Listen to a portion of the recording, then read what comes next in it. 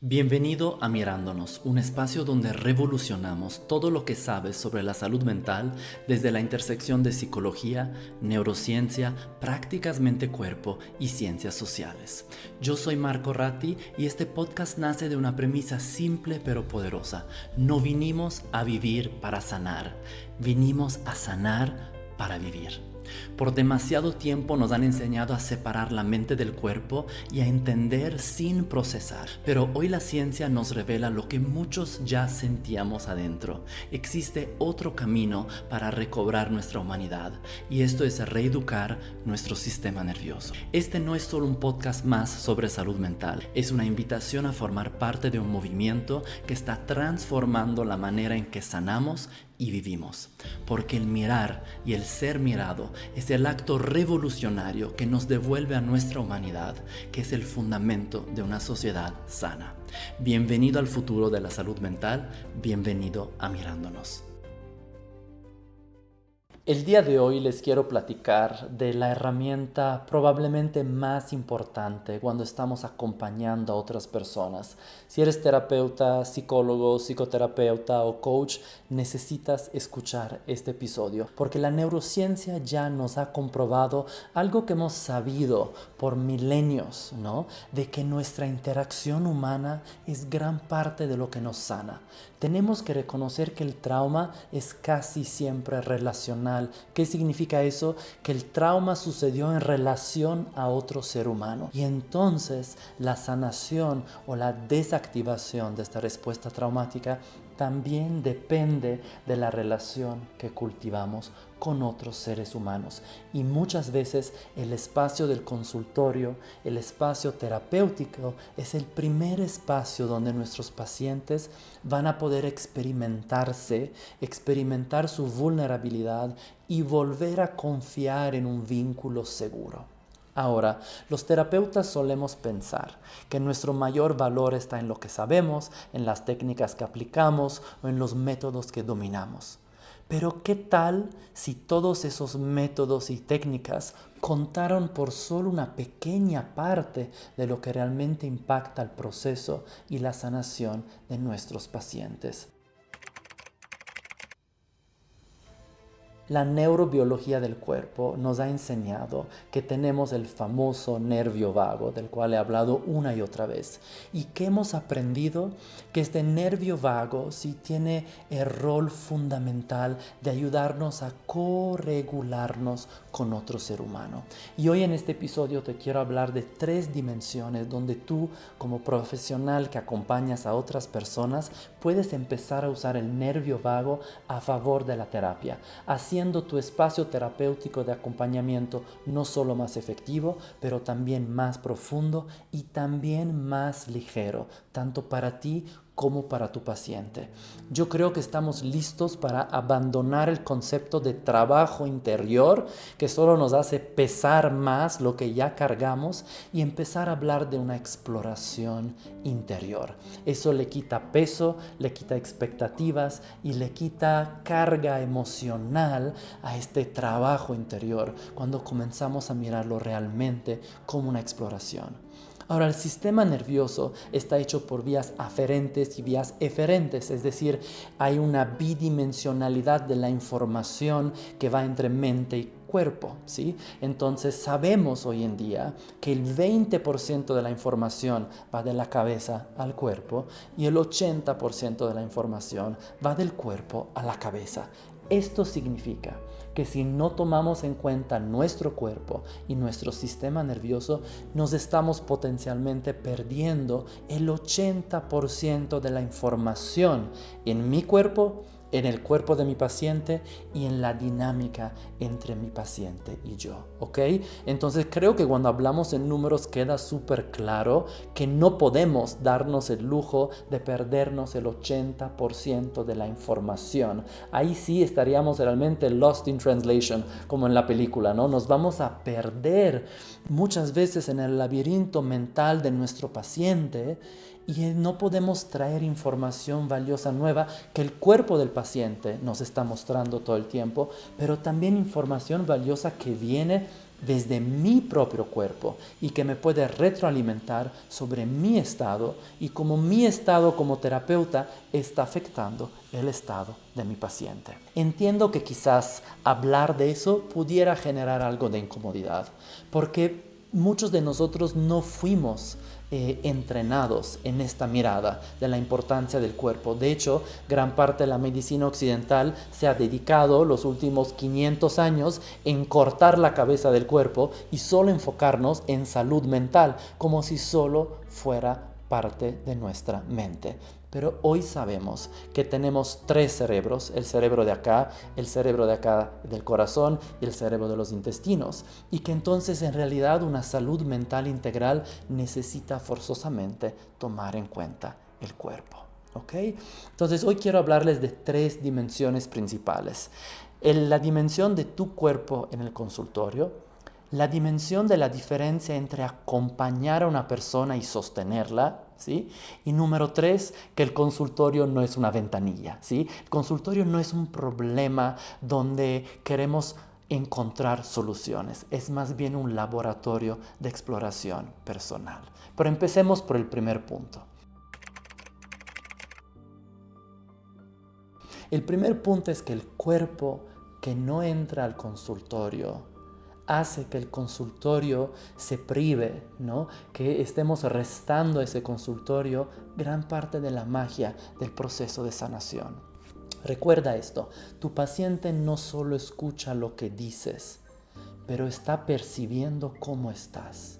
Entonces, lo que no has dicho con palabras, tu paciente y su cuerpo y su sistema nervioso ya lo percibieron a través de su cuerpo.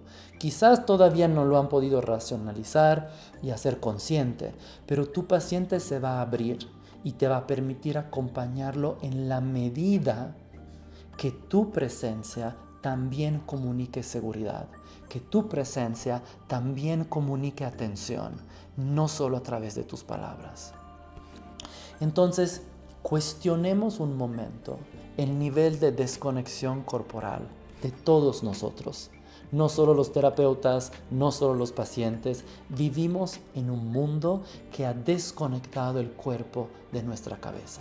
El cuerpo ha sido tomado en cuenta como algo sucio, como algo inútil, como algo pecador, como un problema que solo tiene síntomas a resolver.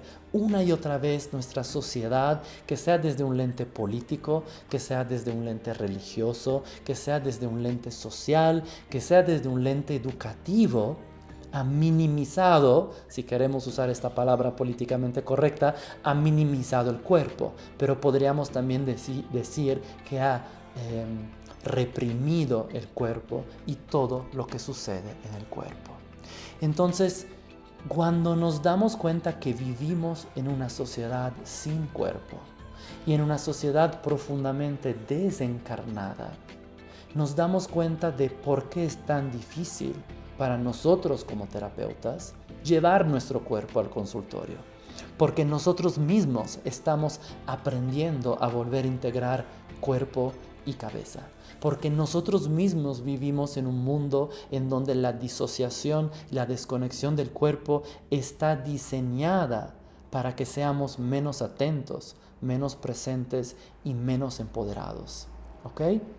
Entonces, si tomamos en cuenta que todos estamos en general desconectados del cuerpo y que mantenernos entonados a nuestro cuerpo, a sus sensaciones, a sus ritmos internos, a los cambios de estados de nuestro sistema nervioso autónomo requiere de mucho, si requiere de mucho para nosotros, que a eso nos dedicamos, imagínense qué tan difícil puede ser para sus pacientes que no se dedican a eso. Y aquí tenemos que entonces girar la mirada hacia nosotros y reconocer que no podemos pedirle a nuestros pacientes lo que nosotros no sabemos hacer con nosotros mismos. Ojo, con eso no quiero decir que tú tienes que aprender a acompañar tu cuerpo perfectamente y que tu cuerpo tiene que siempre estar involucrado en la ecuación. No, eso siempre va a ser un ir y venir. Pero esta exploración de que tanto tú te habitas, ¿no? Y, por ejemplo, una pregunta. ¿Cómo es que entras al consultorio? ¿Cómo sabes que entras al consultorio con cuerpo y cabeza o solo con cabeza? ¿Sí? O solo quizás con emociones que se desbordan de tu cuerpo y tu cabeza ni siquiera las entiende. Entonces mi primer punto de reflexión es qué podemos hacer nosotros como profesionales de la salud mental, física, emocional para llegar lo más enteros posible cuando nos sentamos frente a nuestros pacientes. Pero no desde ese lugar de autoexigencia y perfeccionismo, desde ese lugar de para acompañar a otro ser humano, necesito de mi humanidad. Y mi humanidad necesariamente habita también en mi cuerpo. Entonces, hacernos la pregunta, ¿qué podemos hacer nosotros como profesionales de la salud para poder habitarnos más? Porque entonces sí tengo el derecho de pedirle a mi paciente cómo se siente esa emoción.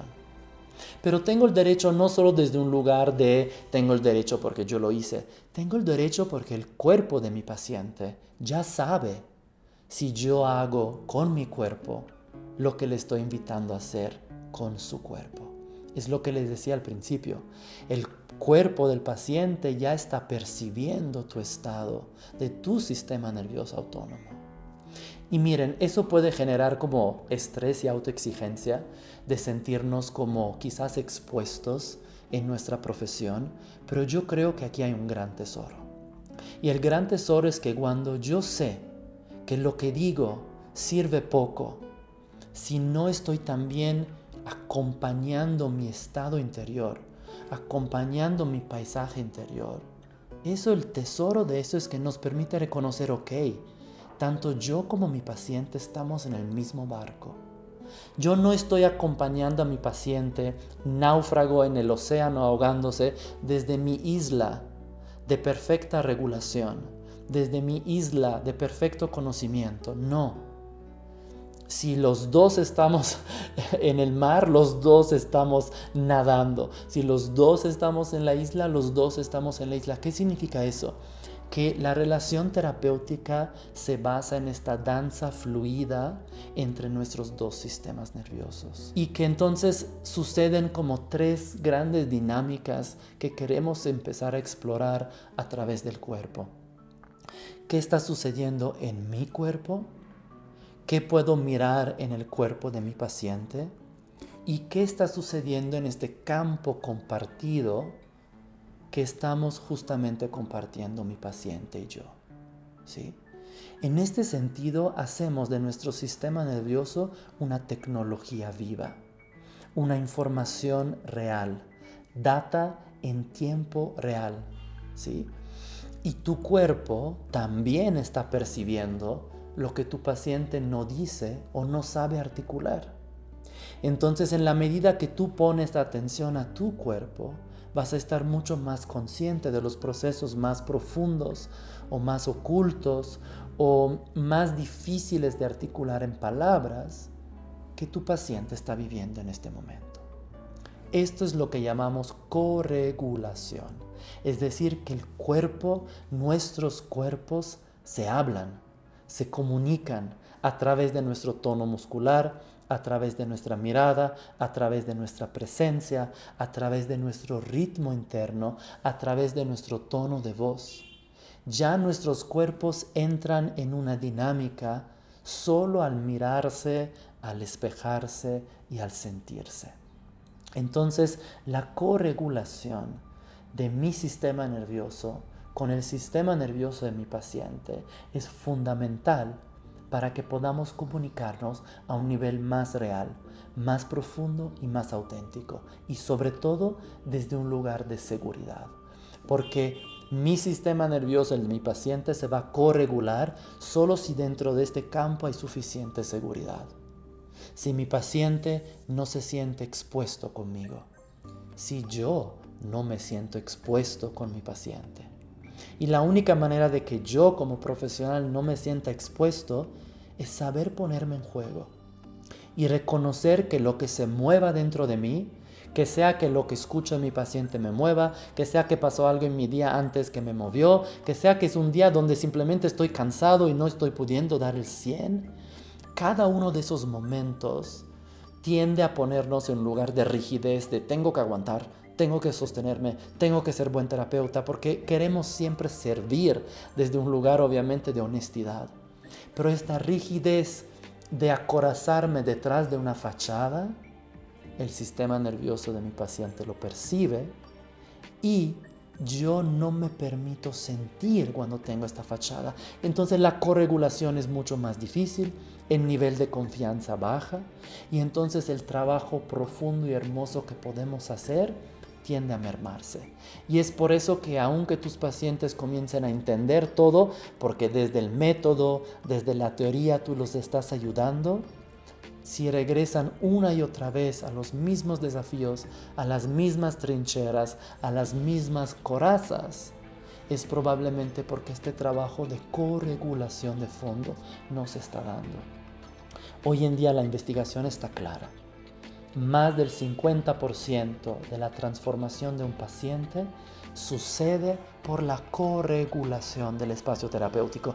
Esto significa, ¿sí?, que si tú aprendes a conocer tu cuerpo y tu sistema nervioso y a leer el sistema nervioso y el cuerpo de tu paciente, ya hiciste el 50% del trabajo. A veces nuestro trabajo es agotador porque estamos intentando resolverlo todo de acá, desde el 20% de la información, sin tomar en cuenta que aquí hay otro 80% de información en el cuerpo que está disponible para mí. Solo tengo que aprender a leer este nuevo lenguaje. Y esto me lleva al segundo punto de nuestra plática de hoy. Que hay una gran diferencia entre acompañar versus sostener. Porque no se trata solo de cuánto sabes, pero se trata de cuánto tú puedes sostener ese espacio de regulación sin resolver, sin aportar algo inmediatamente o obviamente orientado hacia una solución. Y aquí es donde hablamos del acompañar como una intervención terapéutica, ¿sí? Es decir, que muchos de nosotros estamos en este rol de cómo sostengo a mi paciente, ¿sí? Pero mira lo que hago con las manos, ¿sí? Si estás viendo este video, sostener implica esta sensación que yo lo cargo. Aprendí de una de mis maestras una vez algo que les quiero compartir y que digo en todas mis formaciones y todos se quedan como aha moment. Una vez una maestra me dijo, si en consulta estás trabajando más que tu paciente, no lo estás haciendo bien. Me dijo, nunca trabajes más que tu paciente. ¿Qué significa eso? Que cuando yo quiero cargar a mi paciente, lo quiero sostener, y ojo, yo sé que eso casi siempre viene de una intención positiva, ¿no? Pero cuando yo estoy sosteniendo a mi paciente, estoy haciéndome responsable de algo que no me toca, ¿sí? Yo puedo acompañar a mi paciente al 100%. Yo puedo estar presente para mi paciente al 100%. Pero en el momento que lo cargo, estamos cediendo a una dinámica donde perdemos la simetría de poder y comienza a haber una asimetría de poder. Porque entonces hay alguien que carga y hay alguien que es cargado. Y quien carga tiene más poder de quien es cargado. Y entonces comenzamos a ver una asimetría de poder. ¿De acuerdo? Entonces, ¿cómo podemos empezar a dejar ir esas trampas del buen terapeuta, ¿no? Estos roles que inclusive nos han inculcado, ¿no? Y que nos hacen muchas veces sin querer, sin entrar en el rol del salvador, el rol de hiperresponsabilidad, el rol de ver a todos los pacientes que me necesitan, que me lleva al agotamiento, y comenzar a reconocer, ok, en mí, ¿cuál es la diferencia entre acompañar y sostener? ¿Sí? ¿Cómo se siente distinto para mí? Porque nuevamente, estas dinámicas de fondo normalmente bypassean la cabeza, es decir, no son explícitas y conscientes en nuestra cabeza, pero nuestro cuerpo no los está mostrando. ¿Cuántas veces regresas a casa y tu cuerpo simplemente dice no puedo más? Es una señal que no puedes ignorar, ¿cierto? Y así de la misma manera, tu cuerpo y tu sistema nervioso te pueden mostrar cuándo estoy acompañando y cuándo estoy sosteniendo, ¿de acuerdo? Y cuando sostenemos, ¿no? O cuando acompañamos, ¿desde qué lugar viene adentro de mí? Para acompañar necesitamos de los que les hablaba hace un momento, esta capacidad de reconocer el volumen de corregulación. Cuando el volumen de la corregulación está muy alto y hay mucha corregulación, entonces hay un acompañamiento natural. Cuando el volumen de la corregulación es bajo, entonces esta sintonía de fondo de los sistemas nerviosos no está presente. Necesito sostener, necesito cargar a mi paciente, necesito trabajar más que mi paciente y necesito intervenir solo desde el análisis para poder navegar este espacio, porque al fondo, a nivel de espacio relacional, no se siente del todo cómodo. Ahora, si muchos de ustedes están escuchando eso y estás pensando, a mí eso no me pasa, eso ya lo viví, es algo que yo no experimento, obviamente no. Si te notas que rápidamente llegas a una conclusión o una justificación o a descalificar lo que estoy hablando, yo te invitaría solo a tomar una pausa y llevarte eso de reflexión, ¿sí? ¿Cuál es la diferencia para ti? ¿Cómo se siente físicamente para ti, emocionalmente para ti, la diferencia entre acompañar y sostener? ¿Sí? Una de las cosas que enseñamos cuando enseño la neurociencia aplicada a la salud mental y sobre todo aplicada a la terapia es justamente qué necesito yo para sostener esos momentos de pausa. Estos momentos de silencio, estos momentos que son necesarios para darle tiempo y el espacio al sistema nervioso de mi paciente y el mío de integrar y procesar lo que estamos mirando, lo que estamos conversando. Si no, la terapia se vuelve otro suceso tras otro de información que ni siquiera tenemos la oportunidad de integrar. Y cuando vamos más lento, y comenzamos a ver, cómo es que las palabras del paciente tienen eco en mi cuerpo.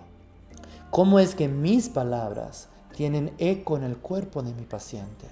Y cuando literalmente hablamos así, y cuando literalmente pregunto a mi paciente, ¿y eso que te acabo de sugerir, qué tipo de eco tiene en tu cuerpo?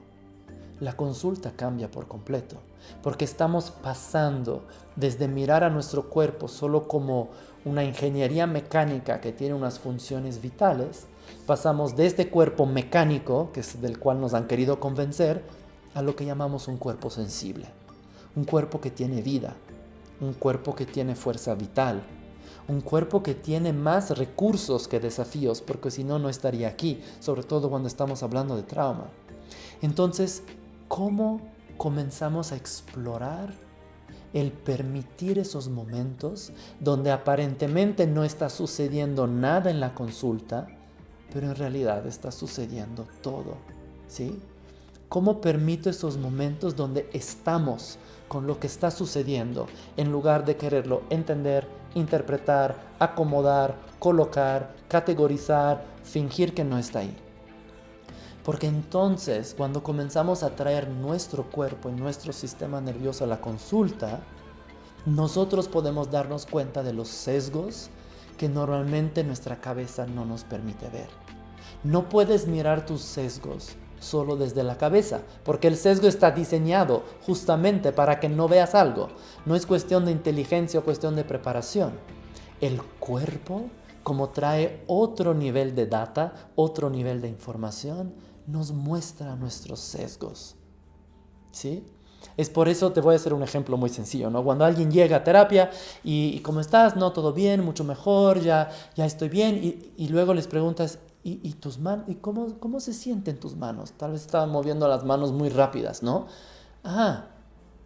No sé, no, tengo calor, estoy sudando, tengo palpitaciones. Y entonces ahí la pregunta natural es, qué interesante. Me dices que todo está mejor, que tu vida está mucho más en calma, que has resuelto muchos de los temas, pero parece que tu cuerpo está mandando otras señales. ¿Cómo se siente el hecho que estés sudorando, con palpitaciones, moviéndote de una forma muy agitada? Ah, no, me siento muy ansioso. Y entonces ahí comenzamos a ver cómo el cuerpo nos trae solito, de una manera muy simple, información extremadamente valiosa para poder entender cuál es el conflicto entre cabeza y cuerpo. ¿Qué es lo que está haciendo el paciente para intentar convencerse quizás de un cambio que todavía no se ha plenamente integrado? ¿De acuerdo? Y eso nos lleva entonces al tercer elemento del cual les quiero hablar el día de hoy, ¿sí?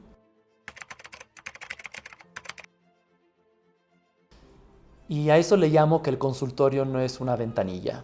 ¿Saben la ventanilla? Cuando vas al banco vas a que te resuelvan un problema, o vas a una institución de gobierno y necesitas que te den un papel o una credencial. Bueno, yo siento que implícitamente, sin darnos cuenta, muchas veces tanto el terapeuta o el coach o el paciente, sin querer obviamente, vemos el espacio de terapia un poco como una ventanilla, ¿sí? Como un lugar a donde voy y el terapeuta tiene el rol de ayudarme, ¿no? Y el paciente tiene el rol de cooperar. Y el terapeuta se frustra cuando el paciente no coopera, ¿sí? Y el paciente se frustra cuando el terapeuta no ayuda a darme soluciones o herramientas prácticas, ¿no? Pero si se dan cuenta, eso es una visión muy mecánica, nuevamente, de un espacio diseñado para la sanación. Y si tú estás aquí es probablemente que ya tienes un recorrido de sanación, y si algo has aprendido sobre la sanación es que no es lineal. ¿Estamos de acuerdo? La sanación no es mecánica, no es lineal, no es 1, 2, 3, A, B, C, D. Es 1, 7, 4, 10, 20, 62, 99. Tiene su propio desenvolvimiento orgánico dependiendo de los recursos que mi cuerpo, mi cerebro y mi sistema nervioso tienen. En este sentido, es muy importante reconocer el sesgo implícito de usar la terapia como una ventanilla, donde voy y quiero llevarme una solución. Y donde el terapeuta tiene esa expectativa que si el paciente no coopera, no es buen paciente. Y no me digan que no hemos pensado eso, porque todos lo hemos pensado en algún momento. Pero mi intención aquí no es juzgar ni criticar a nadie. Hablo de esas cosas porque yo las he vivido todas de primera mano. Y lo que me ha enseñado eso es mirar el consultorio y la terapia menos como una ventanilla para ir a arreglarnos y más como un laboratorio, como un campo vivo, ¿sí? Como un campo vivo donde es nuestra humanidad que en corregulación comienza a reactivar la homeostasis y la sabiduría natural que está dentro de nosotros. Y ojo, yo aquí no estoy hablando ni nada espiritual, ni nada metafísico, simplemente estoy diciendo, cuando nuestros cuerpos se sienten a salvo y cuando nuestras mentes se sienten vistas, nuestras herramientas y recursos emergen naturalmente. Nuestra sabiduría emerge naturalmente. Y sobre todo podemos integrar las nuevas experiencias de vida para que podamos cosechar de estas más herramientas, más recursos y más sabiduría. ¿Ok? Entonces, empecemos a ver la terapia, ¿sí?, como un laboratorio. Cambiemos la palabra trabajo interior más bien a exploración interior. Dejemos de ver el espacio del consultorio como una ventanilla donde voy a resolverme o arreglarme o a quitarme el síntoma porque es tan incómodo. Y sugiramos a nuestros pacientes, invitémoslos a través de nuestro lenguaje corporal y a través de esa corregulación de que ese es un espacio abierto. Esto es un espacio para ti. Es un espacio único porque no hay ningún otro espacio en tu vida donde tú puedes ser totalmente tú sin ser juzgado. Donde tú puedes practicar nuevas maneras de ser. Donde tú puedes abrirte a ser vulnerable sin el miedo de que esa vulnerabilidad sea usada en tu contra. Donde tú puedes practicar nuevos músculos psicológicos, emocionales o físicos de la nueva manera en la cual quieres existir y responder a la vida. Entonces, cuando comenzamos a mirar la terapia como un espacio donde reencendemos nuestra humanidad, porque lo que nos sana es nuestra humanidad. Dijimos, el trauma es relacional, entonces se sana en relación. Y tú como profesional de la salud tienes un rol primordial, importantísimo, en ser un pretexto más para que el sistema nervioso de tu paciente vuelva a confiar en su propia humanidad a través de la tuya. En este sentido, entonces, el consultorio se vuelve un espacio regulador, donde usamos el tiempo, el ritmo, el lenguaje, las pausas, las miradas, las sonrisas, inclusive el contacto físico cuando sabemos hacerlo, lo usamos para acompañar esos procesos profundos de reconexión con nuestra humanidad. Y te quiero decir algo más. En este sentido, este sí es tu trabajo. Esta es tu responsabilidad como profesional de la salud, porque el consultorio y el espacio de corregulación del consultorio es en gran parte un reflejo de tu estado interno como terapeuta. Ahora, yo sé que los terapeutas tenemos una vida muy ajetreada. Los psicólogos, los doctores, los psiquiatras, nuestra vocación tiende a ir de la mano con una idea muy descolocada de sacrificio. Pero si comenzamos a mirar cómo realmente queremos honrar esta vocación, quizás es cambiando justamente la manera como acompañamos. Es preocupándonos menos de lo que sabemos y de qué métodos o diagnósticos o análisis o interpretaciones puedo hacer, y comienza a cuidarme más a mí de cómo puedo llegar yo a este espacio para que yo ofrende mi sistema nervioso, yo ofrende mi humanidad al espacio de la consulta. Y eso está radicado y basado en ciencia, amigos, ¿de acuerdo? Porque hoy sabemos que la corregulación es esencial para nuestra salud. De hecho, sabemos que los vínculos son un neuromodulador de nuestra salud. ¿Qué significa eso? Que la cualidad de nuestros vínculos e interacciones humanas modulan nuestra capacidad de sostener salud física, mental y emocional. Entonces, cuando nos damos cuenta de eso, nos damos cuenta que si no cultivamos y fomentamos ese profundo espacio de humanidad, de corregulación, de presencia, de atención y de acompañamiento en nuestra consulta, estamos perdiéndonos de la razón por la cual realmente estamos ahí, que es recobrar nuestra humanidad. Porque cuando recobramos nuestra humanidad, mi sistema naturalmente va a empezar a orientarse hacia la salud. Va a empezar naturalmente a orientarse hacia la homeostasis. ¿De acuerdo? Y ahora, queramos o no, ese espacio de consulta es un espacio donde reparamos aquellas cosas del vínculo que nos lastimaron en un principio, ¿sí? Y entonces el consultorio se vuelve un lugar de gran responsabilidad, porque yo estoy invitando a mi paciente, invitándome a mí también, ¿sí?, a practicar este músculo social, músculo de vínculo, que es el neuromodulador de nuestra salud. Entonces el espacio que tú creas como terapeuta es también un espacio para ti. Es un espacio donde tú sigues aprendiendo. Es un laboratorio para ti también. No es solo un laboratorio para tu paciente. Y de hecho, si tú lo ves como un laboratorio solo para tu paciente, su cuerpo lo va a detectar y se va a sentir en desventaja o se va a sentir expuesto. Yo hablo en mis formaciones con los profesionales de la salud la importancia de ponernos en juego. Nosotros tenemos que estar jugando el mismo juego. No es justo que le pida a mi paciente de hacer algo que yo no estoy dispuesto a hacer en este momento, ¿sí? No es justo que yo no sepa por qué le estoy haciendo esta pregunta. Cuando yo le hago una pregunta a mi paciente, yo me quiero estar haciendo la misma pregunta a la vez. Para ser honesto conmigo mismo, para ver, ¿estoy preguntando por él o estoy preguntando por mi necesidad de información, control o de terminar el proceso?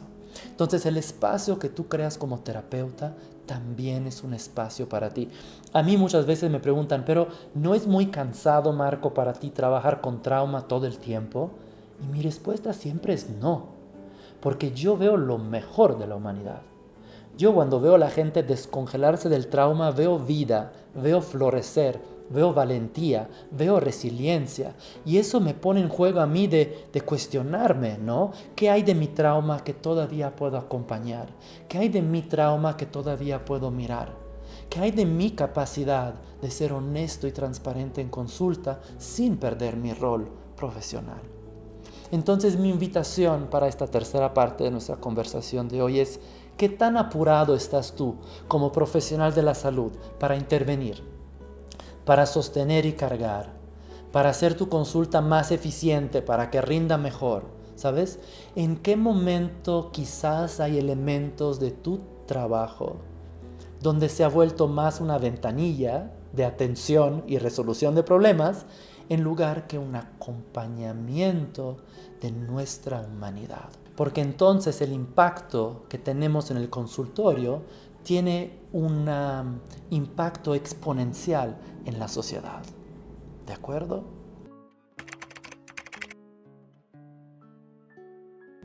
Así que regresemos a la idea central de nuestra conversación de hoy. Los métodos son importantes, la teoría es importante, la investigación es fundamental. Pero lo que transforma es cómo habitas todo eso.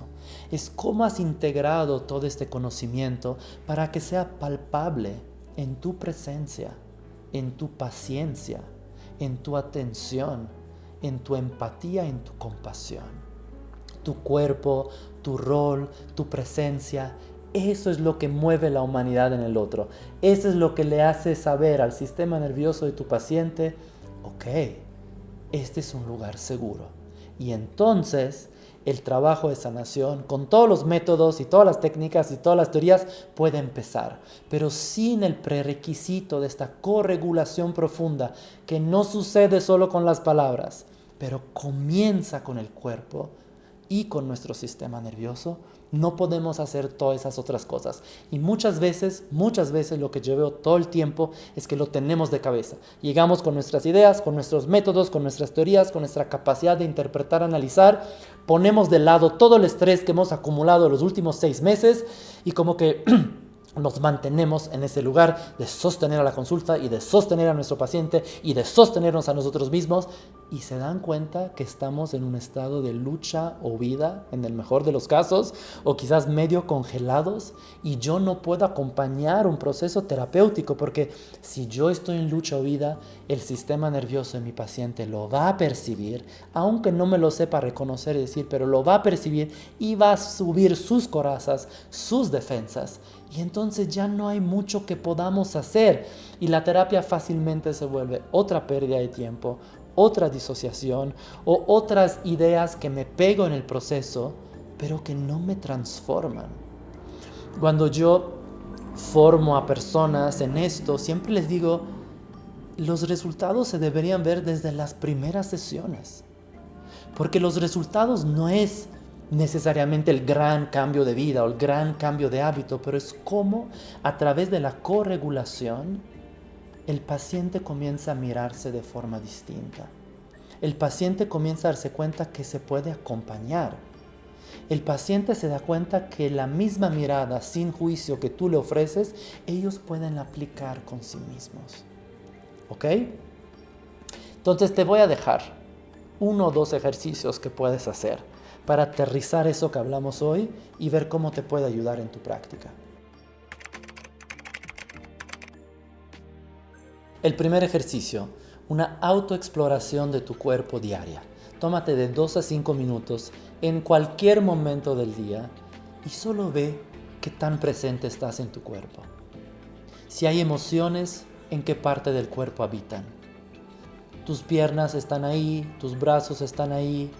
¿Qué tanto sientes una integración entre la cabeza y el cuerpo? ¿O qué tanto te sientes solo aislado aquí en tu mente?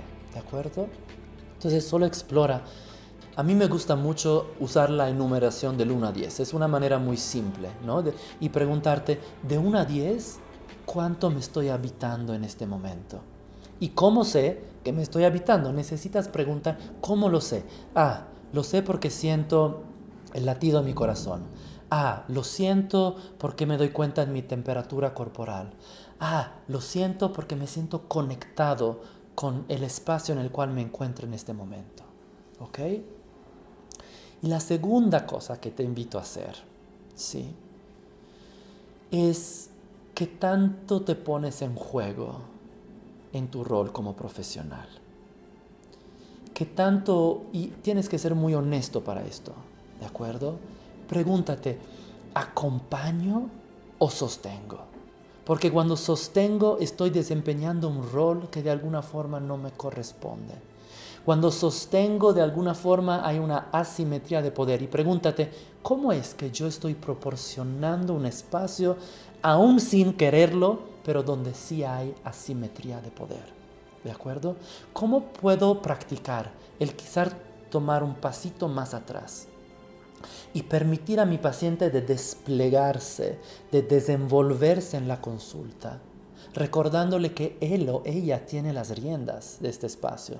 Es su espacio, es el espacio que ellos han pagado, es el espacio donde ellos quieren volver a recordar que ellos son los expertos de su vida, que ellos son los expertos de su cuerpo, con tu ayuda, obviamente. ¿De acuerdo? Entonces, ¿cómo volvemos a ocupar un espacio en nuestro cuerpo de tal manera que no tenemos que extendernos y ocupar un espacio que no nos pertenece? Y entonces donde comenzamos a desdibujar los límites entre paciente y terapeuta. Yo sé, a nadie les va a escuchar eso porque todos nos autoconvencemos que nunca se desdibujan los límites. No es cierto. A veces se desdibujan, ¿cierto? Pero cuando conocemos nuestro cuerpo, puedo reconocer que cuando yo habito mi cuerpo y empodero mi cuerpo, uno, estoy haciendo la invitación a mi paciente que ellos hagan lo mismo con su cuerpo. Pero dos, evito ¿cómo voy a decir eso de una manera correcta? Cuando yo habito mi cuerpo, evito la tendencia subconsciente de colonizar espacios que no son los míos, que no son míos. Es decir, evito la tendencia subconsciente, nunca es intencional, pero de ocupar poder que no es mío, de controlar el proceso, aunque venga desde una buena intención, de una forma que no lo debería estar controlando. Y es por eso que me agoto, es por eso que mi paciente no avanza. ¿De acuerdo? Así que quizás hoy les traje una conversación un poco incómoda. Me encantaría escuchar sus comentarios. Me encantaría ver qué disponibilidad tienen de hacer esa reflexión y recibirla o rechazarla. En ambos casos está bien. Y solo comenzar a explorar. ¿Qué tanta curiosidad tienes tú de saber dominar esas herramientas del cuerpo, del sistema nervioso y del cerebro? ¿Qué tanta curiosidad o qué tanta hambre o qué tanta necesidad tienes de un nuevo mapa que te permite leer de una forma tan precisa lo que está pasando en tu paciente y lo que está pasando en ti? No solo para leer y entender y diagnosticar, pero para crear este profundo campo de sanación que llamamos corregulación, que es el neuromodulador de nuestra salud.